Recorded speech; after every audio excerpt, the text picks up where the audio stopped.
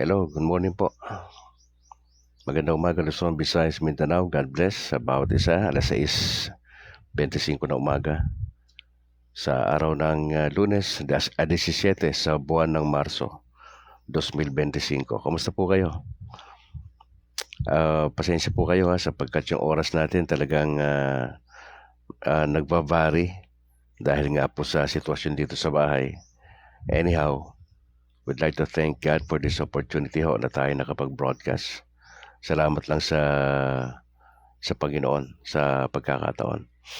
Alam po natin na si Lord lang talaga yung pwede nating asahan sa mga panahon na ito. Opo, talaga napakabuti ng Lord sa ating buhay, mga kapatid. Ang mahalaga lang ay nagpapatuloy tayo sa lakad bilang Kristiyano. Ano man ang mga pagsubok na ika nga nasa harapan natin sa araw na ito, sa susunod na linggo, susunod na buwan, nakita ko lang yung susi, kape talaga sa Panginoon Diyos sa mga panahon na ito. Tayo manalangin, in the name of the Father, of the Son, of the Holy Spirit. Aba, salamat sa umagang ito. Aming panalangin na inyong gabay sa aming pagtunghay sa inyong salita. Makatulong nawa ito na malaki sa amin. Nakapagbigay ng encouragement sa kabila ng mga iba't ibang klase mga challenges sa buhay. Yung nararanasan po namin. Salamat sapagkat nariyan kayo, ang banal na espiritong sumasa amin ay patuloy na nagpapalakas ng aming kalooban at ang aming panalangin lang ay magdire-diretso po kami. Salamat po sa mga nakalipas na araw. Salamat sa nakapagpahinga kami. Salamat buhay kami. In-extend nyo uli ang aming buhay sa mga oras na ito. And we would like to thank you, Father, for your goodness. Samahan nyo kami, Banal na Espiritu, as we study God's Word. Just pray for wisdom. Just pray for understanding. At higit sa lahat, kayo po ang siyang mabigyan ng parangal sa mga oras na ito. We pray this in Jesus' name. Amen. Amen. In the name of the Father, of the Son, of the Holy Spirit. Alright, gusto ko lang munang batiin yung aking mga mahal sa buhay, aking may bahay kay Annalyn, at yung aming dalawang anak na si James Philip at Alana Grace. Ganun din yung aking mother na si Mama Elsie. Pagaling kayo sa inyong sitwasyon, yung aking mga kapatid dyan sa bahagi ng Cainta, Rizal. God bless sa inyo mga utol at yung mga kapatid ko dyan sa Pangasinan. Opo. God bless. Binabati ko rin si Bishop Patricio Buson ng Diocese ng Bacolod, Reverend Father Diramas at sa iba pang mga kaparian dyan sa Diocese ng Bacolod. Siyempre yung aking parish priest dito sa San Juan Nepomuceno, si Reverend Father Luan Torrefranca, Father Nobles at si Father Egay. Magandang umaga po. Diretso na tayo mga kapatid. Luke chapter 6, 36-38. Ito po yung gospel for today natin sa umagang ito. Ang sabi ng Panginoon, be merciful just as your Father is merciful. Stop judging and you will not be judged. Stop condemning and you will not be condemned. Forgive and you will be forgiven. Give and gifts will be given to you. A good measure, packed together, shaken down, and overflowing, will be poured into your lap. For the measure with which you measure will in return be measured out to you. Mga kapatid, ang pinag-uusapan sa sinabi ng Lord dito sa chapter 6, mga talatang 36 hanggang 38 ay umiikot po doon sa pagiging mahabagin. Be merciful. Ito po hindi isang option, kundi isang utos, direkta mula kay Jesus Christ papunta sa kanyang mga disciples. Alam naman natin, pag sinabing disciples ay estudyante. Disciple ay learner, apprentice.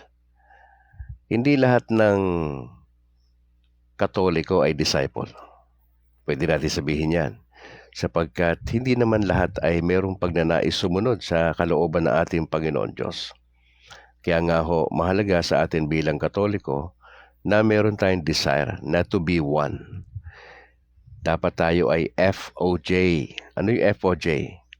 Follower of Jesus. Hindi ho kung kani-kanino tayo sumusunod, opo. Sundan natin ng Panginoon kasi hindi tayo magkakamali. Pag sumunod tayo sa kalooban ng Diyos, baga makakaiwas tayo magkasala. Ang issue lang talaga natin lagi ay yung ating heart talaga, yung attitude ng puso natin sa araw-araw. Mga kapatid, ang sabi ng Lord, be merciful just as your Father is merciful. Mga kapatid, yung Father na binabanggit dito ay ang God the Father. Si Jesus, God the Son, na nagsasalita.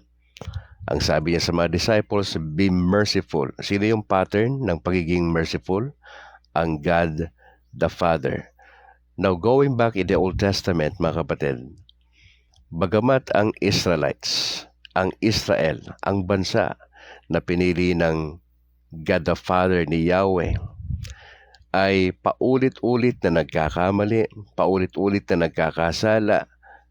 Pero sa tuwing sila ay magkakasala, cycle po pinaparusahan sila ng Diyos, sinasakop sila ng iba't ibang malalakas na bansa. At pag sila'y sinakop, they will cry out to the Father.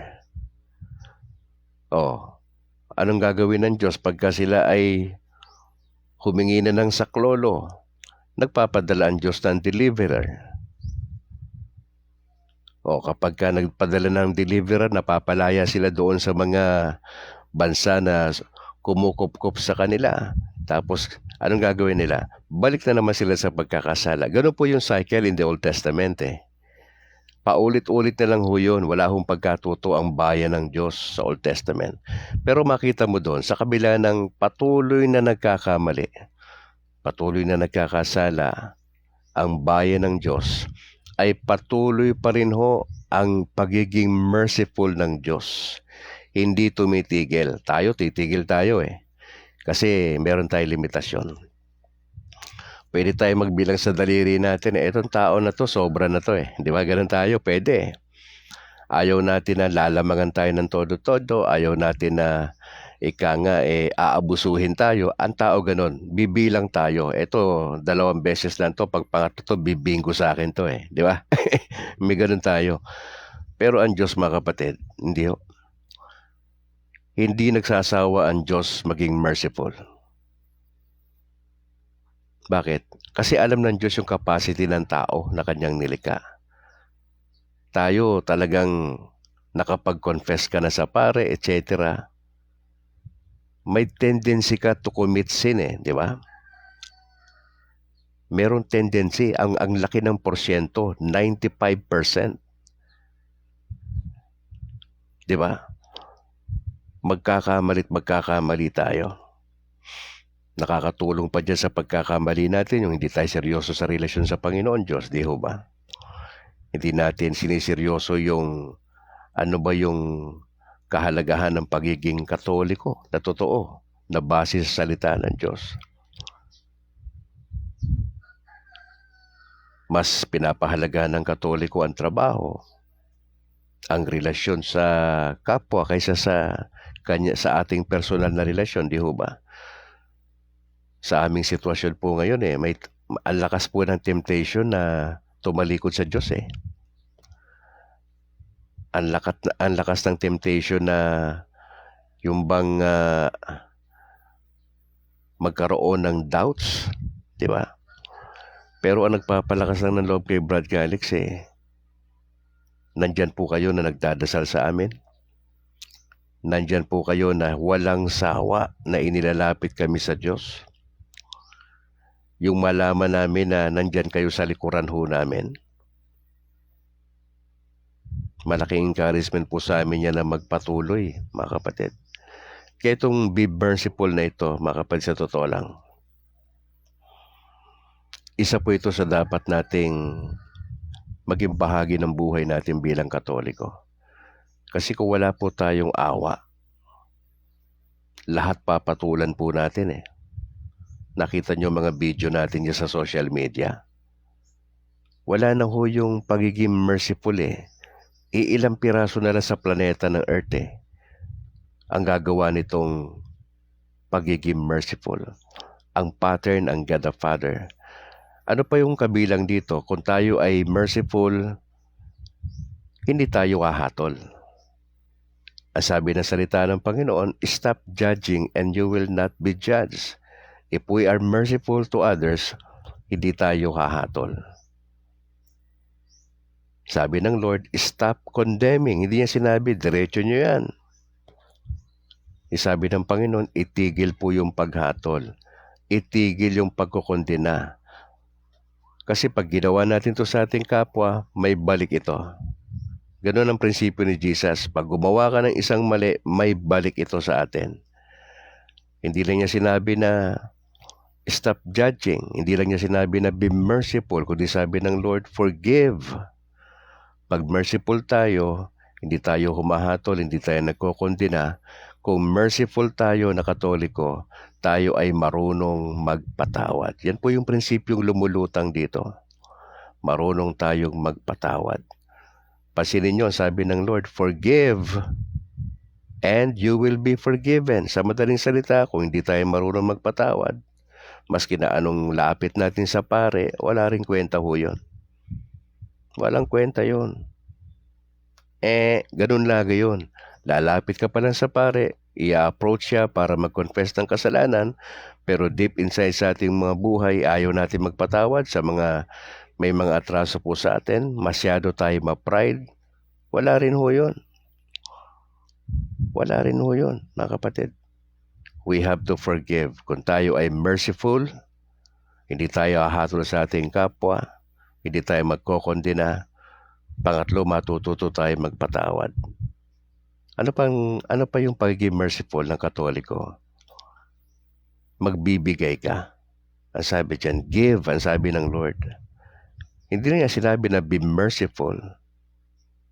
Pag merciful ka na Katoliko, titigil kang humatol sa kapwa. Titigil kang magkondena. Bagkos yung positibo, yung magpapatawad tayo. Ano pa yung pangalawang positibo rito? Magbibigay tayo. Ang sabi ng Lord, give. And gifts will be given to you. Laging may kapalit Pag gumawa tayo ng mabuti sa ating kapwa, lalo na doon sa mga hindi makabalos sa atin, sa kabutihan na gagawin po natin. Aba, alam na alam ni Lord yung gagawin ng Lord Pag tayo po ay nagbigay, bala si Lord sa atin. Anong klaseng balik naman ito kung tayo ay nagbibigay? Ang sabi ng Panginoon a good measure, packed together, shaken down, and overflowing will be poured into your lap. You try to imagine that. Yung blessing na balik sa'yo, kasi hindi tayo maramot. Hindi mo hindi mo yan nasa lap mo, hindi mo makarga yung blessing ng Lord. Kasi nga, isa sa mga layunin ng Diyos kaya tayo binibless. Ang blessing ng Lord, it could be finances, it could be good health, it could be relationships. Kaya nga yung sinasabi natin, di ba? Once you pronounce yung salita na shalom, pag sinabi ng shalom na salita, kumpleto yan You are declaring sa isang kapatid na Katoliko, pag sinabi ko kay Bro Harvey, shalom. Ang sinasabi ni Brad Calix, that Harvey will be blessed by God financially, good health, yung relationship sa family, at yung kanyang kaugnayan sa Panginoon Diyos. Kaya nga once na dinideclare mo sa tao yan, basta sabihin ko kay Ate Yam, shalom.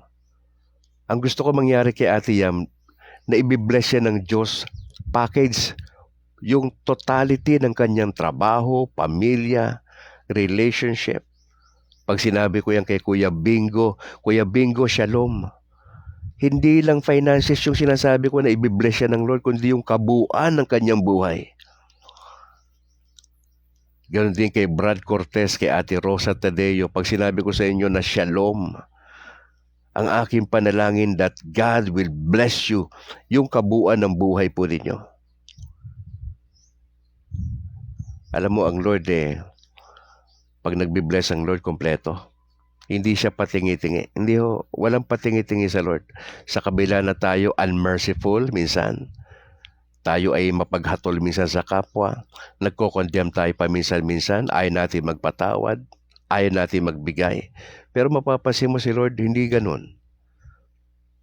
The more na negative tayo kay Lord, si Lord positive eh. Bakit? Kasi tinuturuan tayo ng Panginoon Diyos. Sabi diyan, pagka tayo ay nagbigay, a good measure packed together, shaken down and overflowing will be poured into your lap.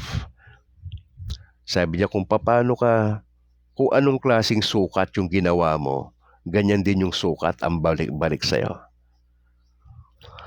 Mga kapatid, napakainam ng salita ng Panginoon Diyos na binabanggit po sa atin.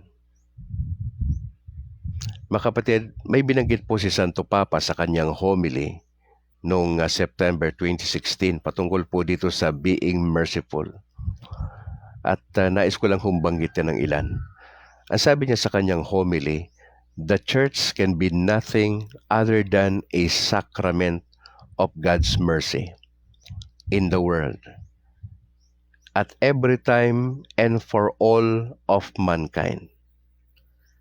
Ang simbahan daw ho sa kabuuan ay kinakailangan maging sakramento ng kahabagan ng Diyos sa buong sanlibutan. Huwag na tayo lumayo sa buong Pilipinas. The church can be nothing other than a sacrament of God's mercy. Ang sabi pa ng Santo Papa sa kanyang homily, every Christian, therefore, is called to be a witness of mercy. And this happens along the path of holiness. Mga kapatid, yung holiness, importante ito sa mga Katoliko. Ano pa sabi ng Santo Papa? Mercy is expressed, first of all, in forgiveness. Na ipapakita daw ho itong mercy na ito sa pamagitan ng ating pagpapatawad. At sa kanyang dulong-dulo na sinabi, ang sabi niya, we do not have the power to condemn our erring brother. Pag sinabing erring, yung nagkakamali. We are not above him. Hindi tayo mataas sa kanila. Rather, ang sabi ng Santo Papa, we have a duty to recover the dignity of a child, of the father, and to accompany him on his journey of conversion. Ganda ho na binitawan na Santo Papa. Imbis na magkondena tayo sa mga nagkakamaling kapatid, sabi pa na Santo Papa, hindi tayo mas mataas sa kanila. Bagkus ang sabi ni Santo Papa, meron tayong dapat gampanan. Ano po yung ating duty? Ang sabi ni Santo Papa, to recover the dignity of a child of the Father. Yung mga nagkakamaling Katoliko, nakasama natin sa parokya. Mga kapatid, tulungan natin silang ma-recover yung kanilang dignidad na unti-unting nawawala dahil sa kanilang kapabayaan. Maawa tayo sa kanila, mga kapatid. At samahan natin sila, sabi ni Santo Papa, and to accompany him on his journey of conversion. I like it.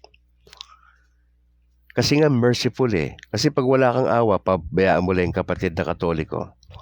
Wala tayong pakialam sa kanila. O sige, bahala kayo sa buhay nyo. Pwedeng ganun ang mentality natin Katoliko. Pero sabi ni Santo Papa sa kanyang homily noong 2016, noong September, hindi dapat ganun. Huwag natin sila ikondena kung nagkakamali sila. Hindi tayo mataas sa kanila. Bagkus sabi ni Santo Papa, we have a duty to recover the dignity of a child, of the father. Medyo mabigat yan ha, kasi tutulungan mo eh. Tapos sabi niya, and to accompany him. Nasasamahan mo siya on his journey of conversion. Mga kapatid, berba tayong gatong puso. Mga kapatid, nasa Pilgrims of Hope tayo. Ito ang tema sa taon na ito. 'Di ba yung idea ng synodality, ang ibig sabihin ng synodality, tayong lahat na mga Katoliko sa Pilipinas at sa labas ng bansa, kapit kamay tayo. And we will work together and we will journey together bilang mga manlalakbay sa mundong ito. Habang naglalakbay tayo, may bitbit tayong pag-asa. What a challenge to all of us. Mga kapatid, sana ho itong mensahe ni Lord ay na-encourage po tayo na magpatuloy. I'd like to challenge you, my fellow Catholics. Diretso lang tayo sa Lord. Ang problema hindi tumitigil eh. Napapansin nyo? Dumadagdag yan eh. Hindi pa tapos yung problema, may panibagong pagsubok. Bakit to ganun? Unfair ba si Lord? Hindi ho eh. May purpose ang lahat ng bagay na dumadaan sa atin. Nasasaktan tayo, yes. Nararamdaman natin yan emotionally. Nadadrag tayo eh, di ba? May mga pagkakataon, we have to give up. Parang ganun eh, di ba? Sinasabi ng Diablo, yan, ang dami ng problema ha. O sige, time to give up. Sasabihin ng Diablo. Pero yung banal na espiritong sumasa iyo, yung konsensyang meron tayo, would tell us, hindi ito panahon para mag-give up. Hindi ito panahon para sumama ang loob mo sa Diyos. Hindi eh. Ito yung panahon na mag-rejoice tayo. Ito yung panahon na sabihin natin sa ating mga sarili, anak ako ng Diyos, hindi ako pababayaan. He's a God of mercy. Ano man ang sitwasyon natin mga kapatid? Nadadown kayo mga OFWs, medyo maraming problema sa Pilipinas. It's part of the game. Yung ating kalusugan, off and on tayo. Mga kapatid, bahagi ito ng Christian life natin. Yung mga relationship natin na medyo hindi na parang sa tingin mo wala nang kalutasan yung mga problema. Bahagi lang ito ng Christian life natin. Kasi ang gusto ng Lord sa atin, matuto tayo. Umasa tayo sa Panginoon, kumapit tayo sa Kanya. Kasi wala naman talaga tayong magagawa on our own effort. Wala talaga. Kung isipin mo rin lagi yung problema, madidepress ka. Kung titignan mo nga yung sarili mo, madidepress ka di ba? Kaya minsan, mas magandang hindi ka sumisilip sa salamin di ba? Kasi minsan, pagkagising mo, pag nakita mo yung sarili mo sa salamin, baka magulat ka pa Bakit? Sa itsura ng ating mukha di ba? Mga kapatid, let me tell you this. God is so merciful. Hindi kalooban ng Lord na magbabad tayo sa kasalanan. Maraming beses ka nang nadapa. It seems paulit-ulit. Mga kapatid, lumapit ka sa Diyos. At magpasya ka na tuldukan yung kasalanan. Kasi walang kwenta yung lapit natin sa Diyos kung wala tayong desire na sabihin natin sa ating sarili, titigil ko na tong kasalanan na to. Inuutusan tayo ng salita ng Diyos at ng Catechism of the Catholic Church na itong holiness, itong holy living, ay bahagi ito ng ating doktrina. Kailangan natin mabuhay na may kabanalan. Hindi lang yung pagiging merciful. Kaya nga yung totoong Kristiyano na Katoliko, kung naintindihan niya ang salita ng Diyos at yung Catechism, magiging maingat mabuhay bilang Katoliko sa araw-araw. Kasi seryoso ang sinasabi ng ating Panginoong Yesus. Mga kapatid, update lang ho sa akin, misis, bago tayo manalangin. Nag-post po ako kahapon. Ang pagpo-post ko, ang reason niyan, dalawa. Para makita nyo yung reality. Okay. Pangalawa, kung ano man ang ini-impress sa'yo ng Lord sa sitwasyon, you just go ahead. Yun lang po ako. Wala po akong gustong i-share doon sa aking pinopost. Kasi naniniwala ako na I have to communicate. Hindi ito yung panahon na ika nga lalayo pa yung loob ko. Hindi ho. Ito yung panahon na bang nagiging honest ka sa sarili mo na kailangan ko yung tulong. Hindi masama maging honest. On the other hand, hindi ho ako nagpapalimos. Hindi ho. Kasi testimony ho yan mga kapatid. Testimony yan. Hindi ako nagpapalimos. Hindi rin ho ako nagmamalaki. Wala po. Lahat ng pinopost ko dyan sa social media ay merong purpose yan. Yan ay usapan na lang ninyo ng Lord. Kung ano man yung ini-impress siya ng Lord personally. Ako po ay mananalangin lang. Ang iba sa inyo ay alam yung pinakasitwasyon ni Brad Calix. At gusto ko ipaalam. Okay? Pagka pinaalam ko po ang isang bagay, ako po ay nananalangin. Yung aking part ipaalam sa inyo, yung pagtugon po niya nasa sa inyo Opo.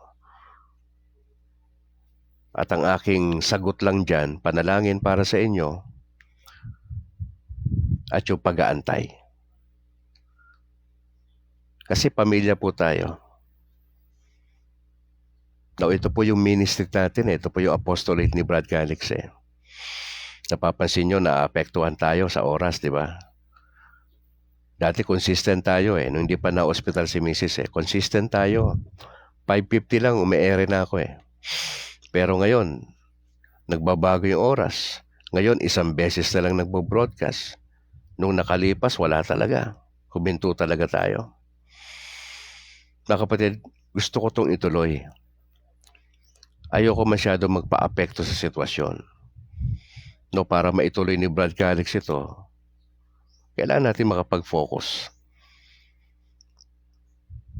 Alam ko naman na nandyan lang ho kayo. At ako'y nagdadasal lang ho. At umaasa sa kabutihan ng Diyos. Samahan nyo kaming patuloy, mga kapatid, sa aming sitwasyon. Samahan nyo kaming manalangin. At sa lahat ng mga tutugon, mga kapatid, Shalom. Yun lang po yung pwede kong bitawan sa inyo. Shalom. That God would bless you. Package yan, mga kapatid, pag sinabi natin shalom. Bahala na po si Lord na gumanti sa inyo. Alas 6:53 ng umaga. Hindi ako sigurado sa gabi, mga kapatid ha.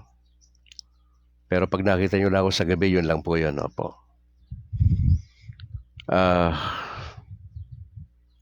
Patuloy nyo pag-pray si Mrs.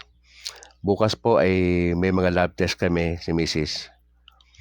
At bibisita po kami sa oncologist niya for possible chemotherapy. I don't know, mga kapatid yung kung matutuloy ang chemo kasi sa tingin ko nahihirapan talaga si Mrs. Hindi niya yung pagtayo nga lang niya hinihingal talaga Oo. Yung aming biyahe bukas, hindi ko alam kung magiging maayos yung biyahe namin bukas papunta ron sa laboratory. Hapon pa naman yung consultation sa kanyang oncologist. Pagdasal nyo kami. Mag-update lang ako sa inyo bukas. Baka meron akong mga series of reels bukas. Depende. Kung papayag si Mrs. Just to give you an update lang ho. Yun ang purpose. Yung mga short video bukas, I don't know kung matutuloy yan. Pero kung igagrant ako ni Mrs., ipopost natin yan public. Kung okay kay Mrs. Kung wala, kung hindi siya okay sa ganon, hanggang dito lang ako. Hanggang audio lang ako. Hanggang ganito lang. Walang photos, walang video. Magkonsensya, okay. Pag walang consent si boss, wala akong magagawa. So, ganun lang ho yun. Because I respect my wife, no? Kung ano yung ano niya, kung ano gusto niya mangyari, yun ho usapan namin. Alright, mga kapatid, I'd like to thank you guys for joining. Kuya Garvic, maraming salamat for joining. Salamat po. God bless sa buong pamilya, Pastor, sa inyong mga miyembro. Pipito Barbon, salamat bro for joining. Junior Coronel, salamat. Bobby, Luis, salamat for joining. Ordinaryong Katoliko, Corazon Gagi, Sira Banasio o Saira, Michelle Acohedo, salamat. Germaline Hunasan Balahadya, salamat po. Salamat Gaspar Cortez, bro. Thank you, kid. Brad Ang Cortez, Rosa, Ate Rosa, dyan sa Hong Kong, salamat. Ate Montejo, salamat. God bless po. Sir Bingo, Bangges, Villahermosa, ang ating media practitioner. Salamat po, Kuya Bingo, ha. Sino pa? Si kapatid na Julie Subi Ilijay Panes, maraming salamat po. God bless sa buong tropa natin. Si Monigin Flores Espeleta, magandang umaga po.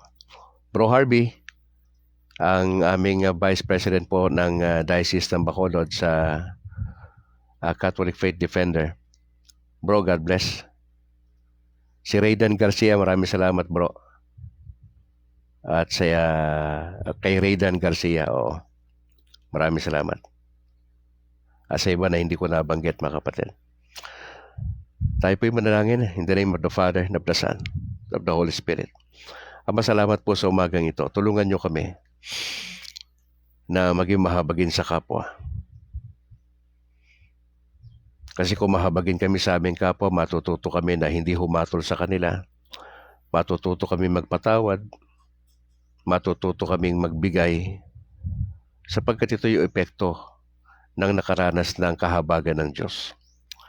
Maraming salamat po kasi napakabuti niyo sa amin. Sa kabila ng mga hindi kami consistent sa aming Christian life, ay nagpapatuloy ho kayo na maging mahabagin sa amin. I'd like to pray for our Pope Francis sa kanyang health condition. Kahabagan niyo po siya. Sa inyong kalooban ay makaka-recover po siya. Pinagdalasal namin ang inyong kalooban sa lahat ng mga bishops, lahat ng mga kaparian, lahat ng mga deacons, lahat ng mga layman. Sana ho makapag-contribute kami sa expansion ng inyong kingdom sa lupa. Nagdalasal po kami ng inyong patuloy na blessing sa mga kaibigan namin na kasama ngayon dito sa broadcast. Ang ilan po sa kanila ay mga pastor na mga kaibigan natin. Lord, parehas ang inyong blessing. At aming panalangin lang ay magdire-diretso ho kami sa misyon na pinagkatiwala nyo sa amin. Na sa kabila ng mga samot-saring pagsubok sa buhay, hindi ito panahon para mag-give up. Hindi ito panahon para magsungit sa inyo. Hindi ito panahon para sumama ang loob namin sa inyo. Kundi magpatuloy lang na sumasampalataya, magpatuloy na naglilingkod, magpatuloy na maging masaya, magkaroon ng pag-asa. Kasi hindi lahat ng panahon ay malungkot. Pinadadaan nyo lang kami sa ganyang mga lubak ng buhay kasi may pag-asa nga. At sana po yung aming anchor ay si Jesus Christ nga naman talaga. Alam namin sa gitna hanggang sa dulo, magkasama pa rin tayo. Maraming salamat.